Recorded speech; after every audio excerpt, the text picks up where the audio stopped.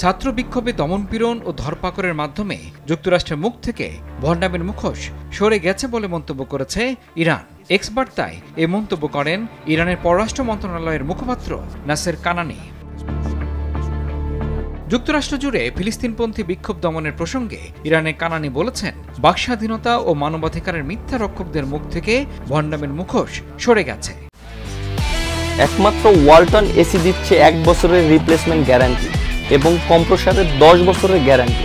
এ সময় তিনি মন্তব্য করেন, ফিলিস্তিনপন্থী শিক্ষার্থীদের শান্তিপূর্ণ সমাবেশ ঠেকাতে দমন-পীড়নকে ন্যায্যতা দেওয়ার জন্য সত্যকে বিকৃত করে শিক্ষার্থী ও একাডেমিক কর্মীদের প্রকৃত ক্ষোভ ও তাদের প্রতিবাদকে ইহুদি বিদ্বেষী হিসেবে বর্ণনা করেছে মার্কিন সরকার। গেল কয়েক সপ্তাহ ধরে গাজা উপত্যকায় ইসরায়েলের হামলার প্রতিবাদে যুক্তরাষ্ট্রের কয়েক ডজন বিশ্ববিদ্যালয়ে উত্তাল অবস্থা চলছে। বিভিন্ন কর্মসূচির পাশাপাশি ক্যাম্পাসে তাঁবু টানিয়ে অবস্থান করছে শিক্ষার্থীরা।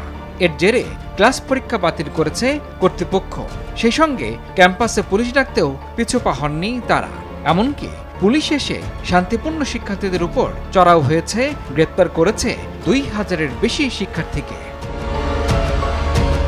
এরই মধ্যে ইসরায়েল বিরোধী শিক্ষার্থীদের বিক্ষোভ চলাকালে যুক্তরাষ্ট্রের এক অধ্যাপককে গ্রেপ্তারের সময় তার পাঁজরের বেশ কয়েকটি হাড় ও একটি হাত ভেঙে দিয়েছে পুলিশ। মিসৌরির সেন্ট লুইসে ওয়াশিংটন ইউনিভার্সিটি ক্যাম্পাসে হামলার শিকার হন স্টিভ তামারি নামে এক শিক্ষক। তিনি সাউদার্ন ইলিনয়েস ইউনিভার্সিটি অ্যাডভার্সভিলের ইতিহাসের অধ্যাপক এবং মধ্যপ্রাচ্য বিশেষজ্ঞ হিসেবে বেশ জনপ্রিয়। এদিকে পরিস্থিতি নিয়ন্ত্রণে এরই মধ্যে ক্যালিফোর্নিয়া কলেজ তাদের গ্রাজুয়েশন সেরেমনি বাতিল করেছে। তবে ফিলিস্তিনের গাজা নিয়ে মার্কিন বিশ্ববিদ্যালয় ক্যাম্পাসগুলোতে শিক্ষার্থীদের চলা বিক্ষোভ ইসরায়েলকে সমর্থন করা বিষয়ে যুক্তরাষ্ট্রের বাসিন্দাদের মধ্যে প্রজন্মগত ফারাককে তুলে ধরেছে বলে মন্তব্য করেছেন বিশেষজ্ঞরা। দেশজুড়ে আন্দোলন ছড়িয়ে দিয়ে তরুণ প্রজন্ম মার্কিন রাজনীতিবিদদের ও বিশ্ববিদ্যালয়ের কর্তৃপক্ষকে এ বিষয়ে চ্যালেঞ্জ জানাতে চান বলে মনে করেন সংশ্লিষ্টরা। এত কিছু করেও শিক্ষার্থীদের আন্দোলন দমাতে পারেনি বিশ্ববিদ্যালয় কিংবা পুলিশ প্রশাসন। উল্টো তা দিনকে দিন ইসরায়েলের প্রধান মিত্র দেশটির আরও বিশ্ববিদ্যালয়ে ছড়িয়ে পড়েছে।